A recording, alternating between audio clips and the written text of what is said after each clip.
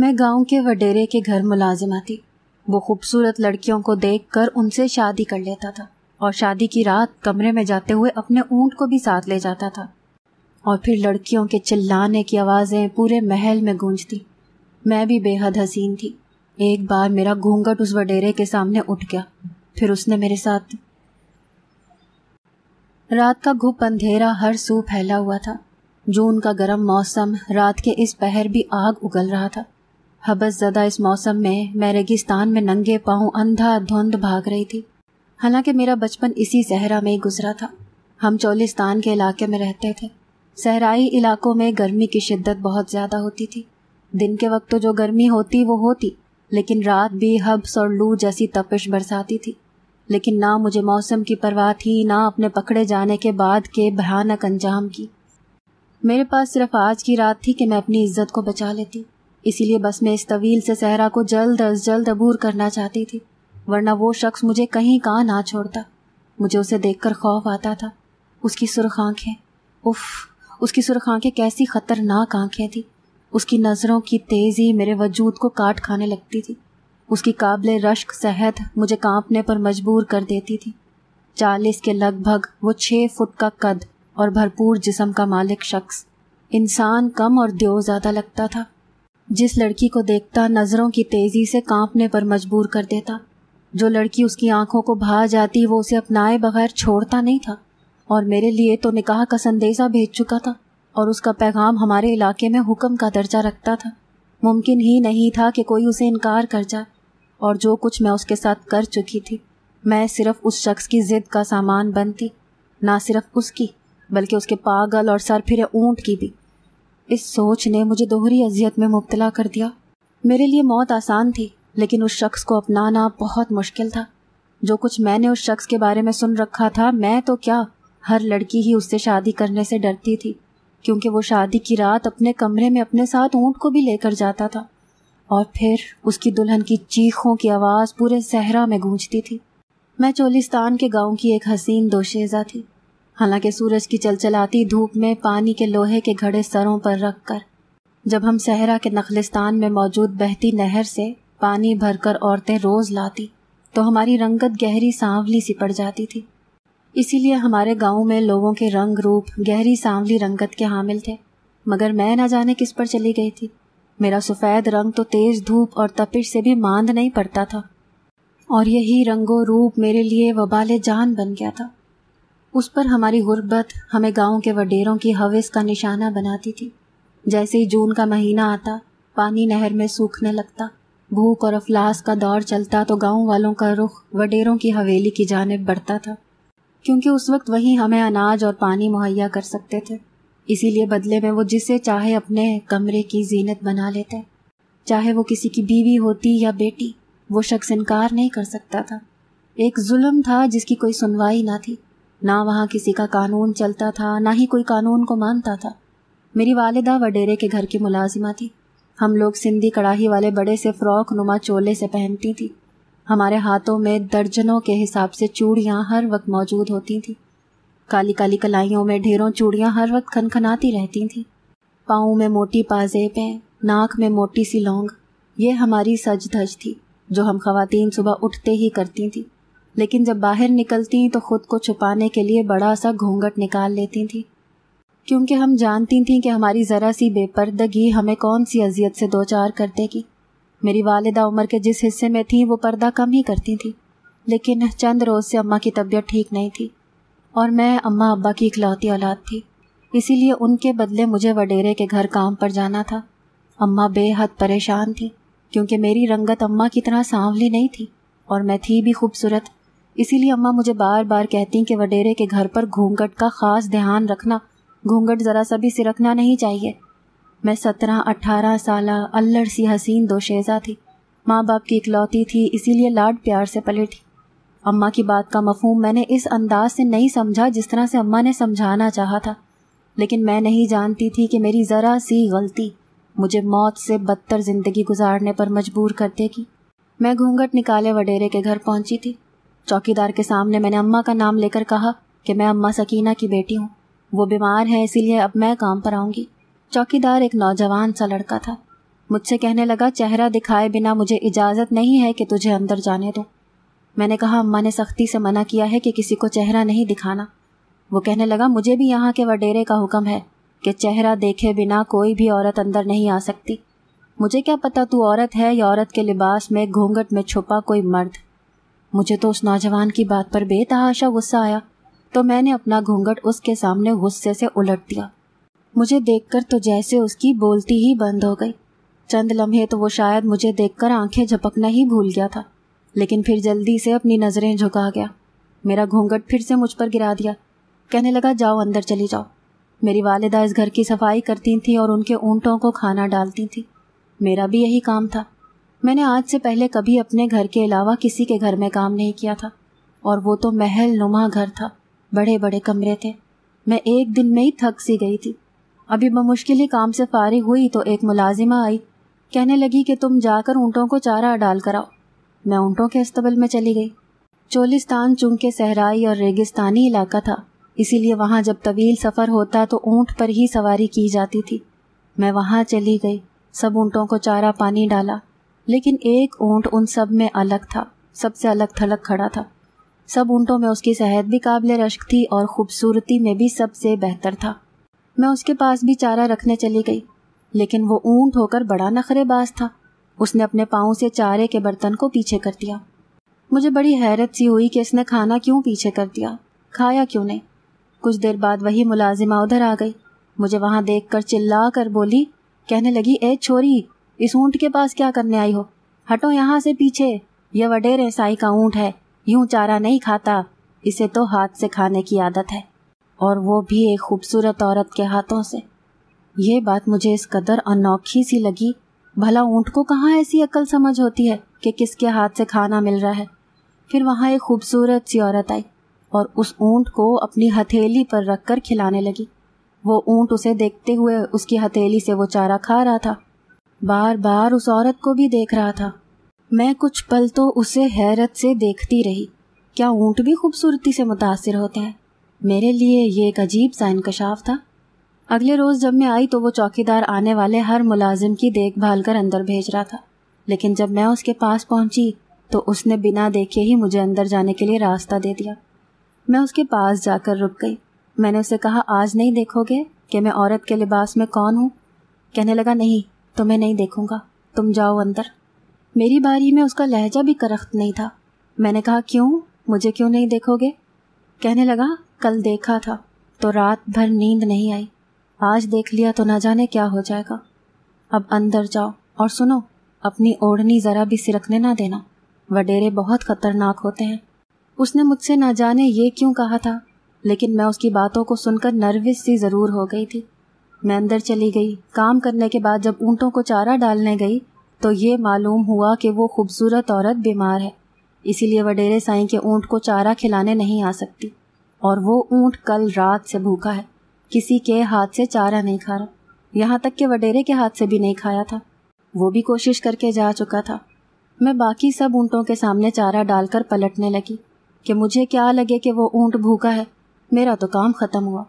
لیکن پھر سوچا کہ بیچارہ بھوکا ہے اور خوبصورت تو میں بھی بہت ہوں، کیوں نہ میں اسے اپنا چہرہ دکھا کر اسے اپنے ہاتھ سے چارہ اور دانہ کھلا دوں۔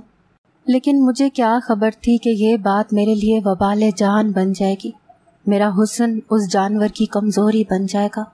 آپ لوگوں نے حسن پرست مردوں کے بارے میں سنا ہوگا، حسن پرست عورتوں کے بارے میں بھی سنا ہوگا، لیکن وہ اونٹ ایک جانور ہو کر حسن پرست تھا۔ میں واپس پلٹ آئی اور اس اونٹ کے سامنے کھڑی ہو گئی اور اپنا گھونگھٹ میں چھپا چہرہ اسے دکھا دیا۔ کچھ پل وہ اونٹ مجھے دیکھتا رہا، پھر میں نے اسے اپنے ہاتھوں سے چارہ کھلانا شروع کیا تو وہ کھانے لگا۔ اس وقت مجھے بہت خوشی ہوئی، اس اونٹ نے سیر ہو کر کھایا تھا۔ پھر میں نے اسے کھلا پلا کر اپنا گھونگھٹ گرا دیا اور وہاں سے چلی گئی۔ لیکن اس دن سے ہی میری آزمائش شروع ہو چکی تھی۔ میں گھر چلی گئی، چند دن یہی سلسلہ چلتا رہا۔ اب وہ اونٹ مجھ سے مانوس ہونے لگا تھا۔ وہ عورت جب ٹھیک ہو کر واپس آئی تب بھی وہ اونٹ اس کے ہاتھ سے کھانے کے بجائے میرے ہی ہاتھ سے کھاتا تھا۔ اب میں ہاتھ سے اس اونٹ کی کمر بھی سہلا دیتی تھی، اور جب وہ میرے ہاتھ سے کھاتا تو مجھے مسلسل دیکھتا رہتا۔ اپنے انداز سے وہ مجھ سے اپنی پسندیدگی کا اظہار کرنے کی پوری کوشش کرتا تھا۔ میرے علاوہ وہ کسی کو خود کو ہاتھ بھی نہیں لگانے دیتا تھا، اسی لیے اب میں ہی اسے سنبھالنے لگی تھی۔ اور دوسری جانب وہ نوجوان چوکیدار مجھے دیکھنے لگا تھا۔ ہر بار زو مانی کوئی جملہ بول دیتا تھا جو میرا دل دھڑکانے کے لیے کافی ہوتا تھا۔ مجھے کہتا، تم چاند چہرہ ہو، خود کو ڈھانپ کر رکھا کرو۔ کبھی مجھے شاپ پر بھر کے امرود دیتا، کہتا باغ سے توڑے تھے، تم رکھ لو۔ میں نے اب تک بس وڈیرے کے بارے میں سنا ہی تھا، اسے کبھی دیکھا نہیں تھا۔ لیکن پھر ایک بار میں لاؤنج میں رکھے کانچ کے گلدان کو صاف کر رہی تھی جب پہلی بار میں نے وڈیرے سائیں کی کڑک دار آواز سنی۔ اپنے گھونگھٹ سے میں نے ان کے چہرے کو دیکھا۔ وہ ایک لڑکی کی کلائی پکڑے ہوئے اسے گھسیٹتے ہوئے اندر لائے اور لاؤنج میں دھکیل کر پھینکا۔ وہ لڑکی گندمی رنگت کی تھی لیکن خوبصورت نقوش کی مالک تھی اور بے تحاشا رو رہی تھی۔ وڈیرے سائی کی باتوں کو، شخصیت کو اور جارحانہ انداز کو دیکھ کر میرا دل اچھل کر حلق میں آیا تھا۔ خوف سے میں بھی کانپ سی گئی تھی۔ اس لڑکی کو لاؤنج میں دھکیلتے ہوئے، دھاڑتے ہوئے مجھے اماں سمجھ کر بولے، سکینہ مائی، اس چھوری کو میرے کمرے میں چھوڑ کر آؤ، بڑی اکڑ ہے سالی میں تو اسے کسی کو منہ دکھانے کے قابل بھی نہیں چھوڑوں گا۔ آواز تھی یا شیر کی چنگھاڑ، لفظ تھے یا موت کا پیغام، میں پوری کی پوری اپنے آپ میں لرز کر رہ گئی تھی۔ وہ لڑکی بھی یہ سن کر بدحواس ہو کر وڈیرے سائیں کے پاؤں میں گر گئی، پھوٹ پھوٹ کر رونے لگی۔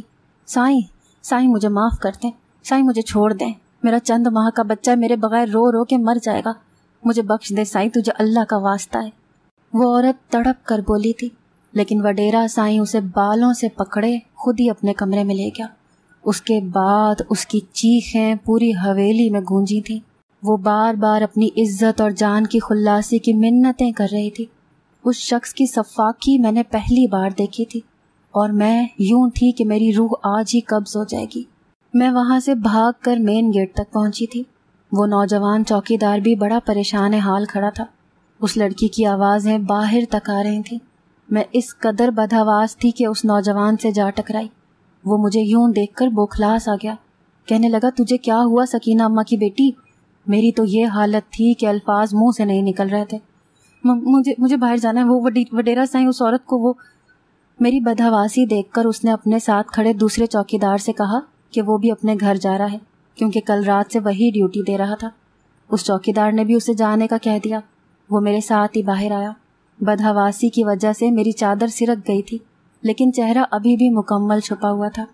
باہر نکلتے ہی اس نے میری چادر چہرے سے اور گرا دی، پھر میرے ساتھ ہی چلنے لگا، کہنے لگا، تو نے یہ سب پہلی بار دیکھا ہے، اسی لیے تیری حالت اتنی خراب ہے، چل تجھے میں تیرے گھر تک چھوڑاؤں، یہ نہ ہو کہ خوف سے تو آدھے راستے میں ہی بے ہوش ہو کر گر جائے۔ میں نے کہا، میں اب نہیں آؤں گی یہاں۔ وہ عورت رو رہی تھی، تڑپ رہی تھی لیکن وڈیرے سائیں کو رحم نہیں آیا۔ میں نہ جانے کیوں رونے لگی۔ مجھ سے اس عورت کا تڑپنا اور رونا سنا نہیں جا رہا تھا۔ میرا دل ماہی بیاب کی طرح سے تڑپ رہا تھا۔ کیسا شفاق شخص تھا۔ میں کافی دیر سسکیوں سے روتی رہی۔ وہ نوجوان بڑی خاموشی سے میرے ساتھ چلتا رہا، پھر کہنے لگا، اماں سکینہ کی بیٹی، اب بس بھی کر دو، مجھ سے تمہارا رونا اب سہا نہیں جا رہا۔ اس کے کہنے پر میں نے اپنے آپ پر ضبط باندھا۔ میں نے کہا، مجھ سے یہ سب دیکھا نہیں جاتا۔ وہ کہنے لگا کہ شکر کرو اس بے حس وڈیرے نے نکاح نہیں کر لیا اس سے، جو سلوک وہ اور اس کا اونٹ مل کر اس نکاح والی عورت کے ساتھ کرتے ہیں، وہ تو خدا کی پناہ۔ اس نوجوان کی بات نے مجھے چونکنے پر مجبور کر دیا۔ میں نے کہا، اونٹ؟ وہ کہنے لگا، ہاں اونٹ۔ اس شخص کی 2 بیویاں ہیں، بس کبھی کبھی ہی ان کے پاس جاتا ہے اور اپنا اونٹ ساتھ لے کر جاتا ہے۔ اس دن تو اس حویلی کے در و دیوار بھی اس عورت کی چیخیں سن کر کانپ جاتے ہیں جب یہ وڈیرا اپنی بیویوں کے پاس جاتا ہے۔ میرے لیے یہ بات بھی انوکھی سی تھی۔ کہنے لگا، اماں سکینہ کی بیٹی، تم بہت پیاری اور خوبصورت ہو، اور خوبصورت عورتیں اس وڈیرے اور اس کے اونٹ کی کمزوری ہیں۔ یہ دونوں ہی خوبصورت عورت کو نہیں چھوڑتے، اسی لیے ان کے سامنے کبھی اپنی اوڑھنی سرکنے نہ دینا، کیونکہ تم بے حد خوبصورت ہو۔ سچ پوچھو تو جب تک تم حویلی میں ہوتی ہو میری جان سولی پر اٹکی رہتی ہے، دل میں یہی دھڑکا لگا رہتا ہے کہ کہیں وہ وڈیرا تمہیں نہ دیکھ لے۔ اس کی بات سن کر میں نے کہا کہ مجھے ڈراؤ مت، میں اتنی بھی پیاری نہیں ہوں۔ میں نے خود کو جھوٹی تسلی دی تھی، ورنہ میں یہ اچھی طرح سے جانتی تھی کہ میں کتنی حسین ہوں۔ کہنے لگا بس ایک جھلک دیکھی تھی تمہاری اور کمبخت روز ہی تمہارے خواب آنے لگے ہیں. کئی راتیں جاگ کے کاٹی ہیں میں نے. تمہیں کیا خبر کہ تم کتنی حسین ہو. مجھے اس نوجوان کے منہ سے اپنی تعریف نہ جانے کیوں بری نہیں لگی تھی. میں مسکرانے لگی. میں نے موضوع بدل دیا. میں نے کہا تم مجھے اماں سکینہ کی بیٹی کیوں کہتے ہو؟ میرا نام کیوں نہیں لیتے؟ وہ ہنسنے لگا. کہنے لگا تم نے مجھے کب اپنا نام بتایا؟ یہ سن کر میں بھی ہنسنے لگی. میں نے کہا مریم، میرا نام مریم ہے. میرے پاس آ کر وہ مجھے کہنے لگا سنو، میں چند دن تک اپنی اماں کو تمہارے گھر بھیجوں گا. میں نے کہا وہ کیوں؟ وہ ہنسنے لگا. کہنے لگا وہ تمہیں میری اماں بتا دیں گی. میرا گھر آ چکا تھا. وہ یہ کہہ کر چلا گیا. میں اپنے گھر آ گئی. میں نے گھر آ کر ساری بات اماں کو بتا دی. اماں بہت کھانس رہی تھیں. کہنے لگیں کہ ایک تو یہ کھانسی میری جان کو آ گئی ہے، میں ٹھیک ہو جاؤں تو تجھے حویلی کبھی نہ جانے دوں. لیکن یہ تو اماں بھی نہیں جانتی تھیں کہ میں اپنی بدقسمتی خود اپنے ہاتھوں سے لکھوائی آئی ہوں. وہ اونٹ اب صرف میرے ہاتھ کا عادی ہو چکا تھا. چند دن بعد میرے لیے اس چوکیدار کا رشتہ آ گیا. وہ اچھا کماتا تھا، اسی لیے اماں ابا کو اس رشتے پر کوئی اعتراض نہ تھا. اسی لیے ہاشم کے نام کی انگوٹھی میں نے بڑی خوشی خوشی پہنی تھی. اس کے بعد جب میں حویلی گئی تو مین دروازے پر اسے کھڑا دیکھ کر میں بھی شرم سے مسکرانے لگی. میں اندر جانے لگی تو وہ میرے سامنے کھڑا ہو گیا. کہنے لگا اپنا چہرہ دکھاؤ مریم. میں نے کہا آج کیوں؟ کہنے لگا اب تو میرا حق بنتا ہے. میرا دل اس کی باتوں پر زوروں سے دھڑکا تھا. میں اسے پیچھے دھکیل کر ہنستے ہوئے اندر چلی گئی اور تیز قدم اٹھاتے ہوئے حویلی کی طرف جا رہی تھی. لیکن میری نظریں بار بار ہاشم کی طرف اٹھ رہی تھیں. میں پلٹ پلٹ کر ہنستے ہوئے اسے ہی دیکھ رہی تھی جس کی آنکھوں میں صرف میری محبت کے دیے جل رہے تھے. ابھی بھی میں پلٹ کر ہاشم کو ہی دیکھ رہی تھی، اسی لیے سامنے سے آ جانے والے شخص کو دیکھ نہیں پائی اور بری طرح سے اس سے ٹکرا گئی. میں پیچھے ہاشم کو دیکھتے ہوئے اس شخص سے ٹکرائی تھی، اسی لیے اپنا توازن کھو بیٹھی. اس سے پہلے کہ میں زمین پر گرتی کسی کی باہوں کے حصار میں آ چکی تھی. میری اوڑھنی بھی سرک کر زمین پر گر چکی تھی. میں نے جب سامنے دیکھا تو میری روح فنا ہو چکی تھی. وہ وڈیرا سائیں تھا جس سے میں ٹکرائی تھی. وہ اس وقت مجھے اپنے حصار میں لیے بے خود سا مجھے دیکھ رہا تھا، جیسے اپنے ہوش ہی کھو بیٹھا ہو. اسے دیکھ کر میرے ہوش گم ہو گئے تھے. اس کی نظریں اب میرے چہرے پر کسی اور ہی انداز سے اٹھ رہی تھیں. کوئی تیزی تھی جو مجھے آگ کی طرح اپنے چہرے کو جھلسانے لگی تھی. میں جلدی سے کھڑی ہوئی اور خود کو اس شخص کی گرفت سے پیچھے کیا. اپنی چادر زمین سے اٹھائی اور اندر بھاگ گئی. میرا دل بڑی تیزی سے دھڑک رہا تھا.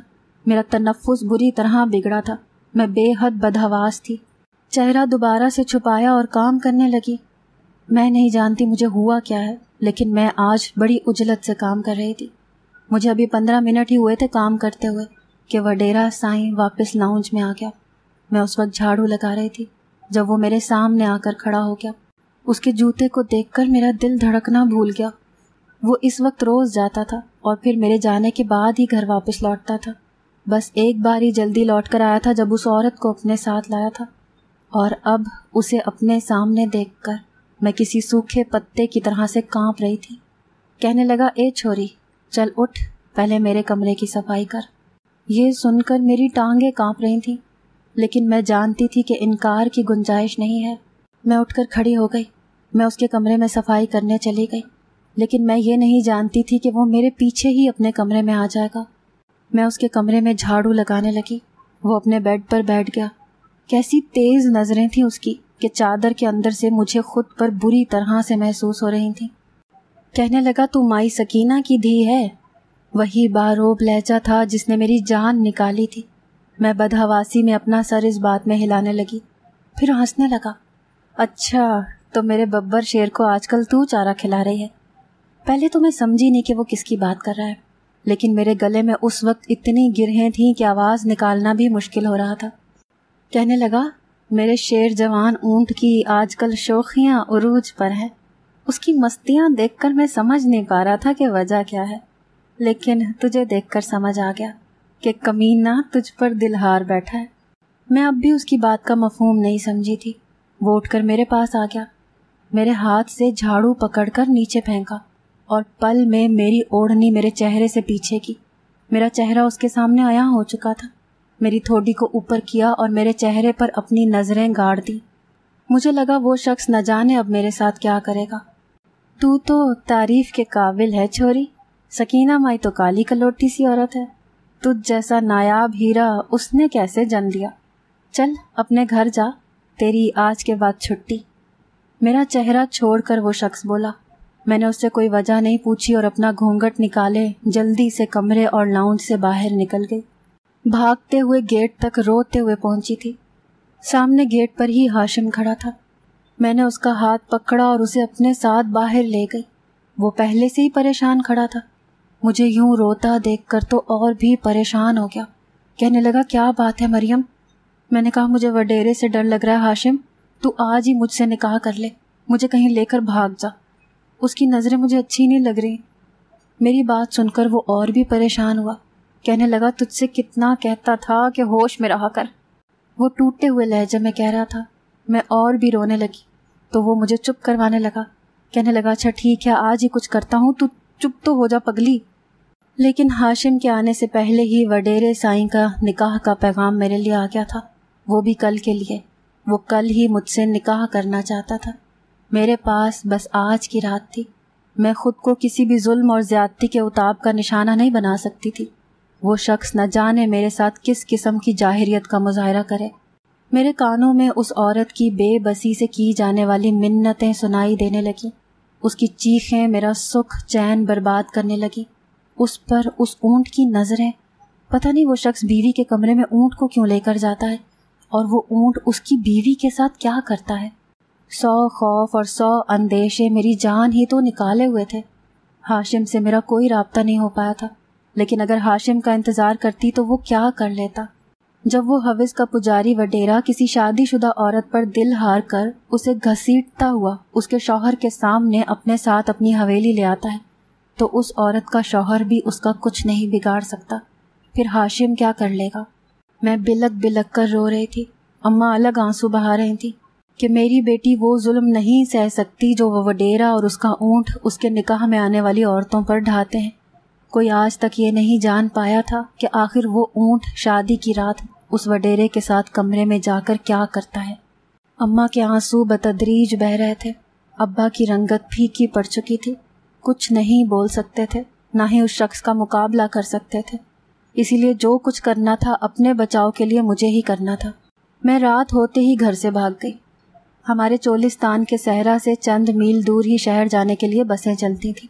मेरी कोशिश थी कि शहर की किसी भी बस में बैठ जाऊं, इसीलिए अंधाधुंध भाग रही थी। लेकिन मेरी किस्मत शायद इतनी अच्छी नहीं थी। न जाने कैसे इस बात की भिनक उस वडेरे को पड़ गई। वो अपने ऊंट पर बैठा मेरे पीछे ही आ रहा था और इस वक्त वो ऊंट इन सहराओं में घोड़े की मानंद मिट्टी उड़ाता मेरे पीछे भाग रहा था। न जाने कैसे और कब वो मेरा पीछा करने लगे थे, या शायद उस वडेरे को शक हो गया था या मेरी किस्मत खराब थी। मैं जितना तेज भाग सकती थी भाग रही थी, लेकिन वो बहुत जल्द मुझ तक पहुंच गया था। सबसे पहले उस ऊंट ने मेरी ओढ़नी मुंह से लेकर खींचकर मुझे रोकने की कोशिश की। मैं उलटकर मिट्टी के ढेर पर गिरी थी। फिर उस शख्स ने मुझे झुककर बाजू से पकड़कर खींचकर अपने ऊंट पर बिठाया था। वो जानदार शख्स था, उसके सामने मैं कुछ भी ना थी, इसीलिए वो मुझे अपने ऊंट पर बिठा चुका था।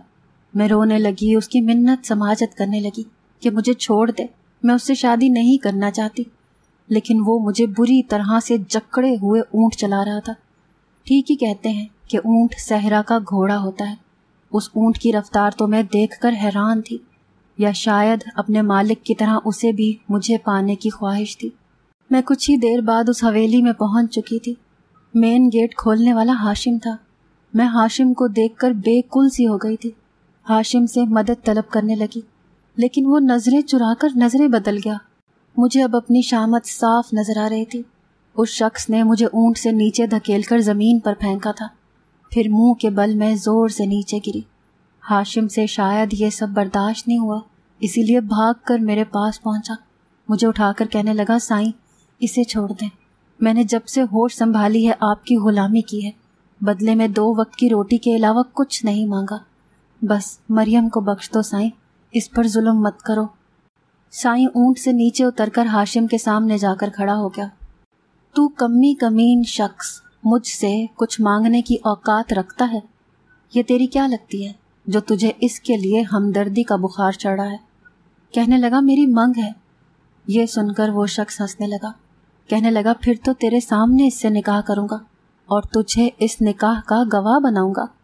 یہ کہہ کر اس وڈیرے نے ہاشم کے منہ پر تھپڑ مار کر اسے پیچھے دھکیلا تھا اور میرا ہاتھ پکڑ کر مجھے گھسیٹتے ہوئے اندر لے جا کر کمرے میں بند کر دیا۔ میں روتی رہی لیکن وہاں میری پکار سننے والا کوئی نہ تھا۔ میرا نکاح اس شخص کے ساتھ ہو گیا تھا۔ مجھے اپنی موت سامنے نظر آ رہی تھی۔ پھر رات کو وہ شخص اپنے ساتھ اس اونٹ کو بھی لے کر آیا اور کمرے کا دروازہ بند کر دیا۔ میں بالکل بے جان بت کی طرح سے بیٹھی تھی۔ وہ میرے پاس آ کر کہنے لگا میرا اونٹ میری بیوی کا چہرہ اپنی زبان سے چاٹتا ہے۔ میرا اونٹ ہونے کے ناطے یہ تو اس کا حق بنتا ہے کہ اپنی خواہش پوری کرے۔ یہ سن کر مجھے خود سے گھن آئی تھی۔ اس شخص نے اونٹ کی طرف اشارہ کیا لیکن وہ میری طرف نہیں بڑھا۔ اس شخص نے اپنے اونٹ کو دوبارہ کہا لیکن وہ پھر بھی میرے پاس نہیں آیا۔ وہ اونٹ میری آنکھوں سے بہتے آنسوؤں کو بڑے غور سے دیکھ رہا تھا۔ وڈیرا غصے میں کھڑا ہو گیا اور اس اونٹ کو کہنے لگا کہ وہ جو کہہ رہا ہے وہ میرے ساتھ کرے، لیکن وہ اونٹ اپنی جگہ سے ہلا بھی نہیں۔ اس وڈیرے نے اونٹ کو مارنا شروع کر دیا۔ اس اونٹ کی آنکھوں سے آنسو جاری تھے لیکن وہ میرے پاس نہیں آیا۔ میں اٹھ کر وڈیرے کے پاس چلی گئی۔ میں نے کہا اس بے زبان کو مت مارو، چھوڑ دو اسے۔ وڈیرا کہنے لگا کوئی میری بات سے اختلاف کرے تو مجھے بہت برا لگتا ہے۔ پھر اس نے مجھے بازو سے پکڑ کر بیڈ پر پھینکا تھا۔ میرا سر بے ساختہ بیڈ کی سائڈ ٹیبل سے ٹکرا گیا اور میرے ماتھے سے خون بہنے لگا۔ میرے سر سے بہتا خون دیکھ کر وہ اونٹ بپھر سا گیا۔ اس نے اپنے مالک پر حملہ کر دیا، اسے زمین پر پچھاڑ کر اپنی ٹانگیں اندھا دھند اس کے سینے پر زور زور سے مارنے لگا۔ اس بار حویلی میں اس شخص کی چیخیں گونج رہی تھیں جو ہر بار عورتوں پر جبر کرتا تھا۔ جب تک اس کے گارڈز نے دروازہ کھولا وہ وڈیرا مر چکا تھا۔ ہاشم بھی اندر داخل ہو گیا تھا۔ مجھے دیکھ کر میرے پاس آ گیا۔ اس وڈیرے کے ظلم و ستم سے سب لوگ ہی پریشان تھے۔ میری شادی ہاشم سے ہو گئی اور وہ اونٹ ہمارے ساتھ ہی رہتا ہے۔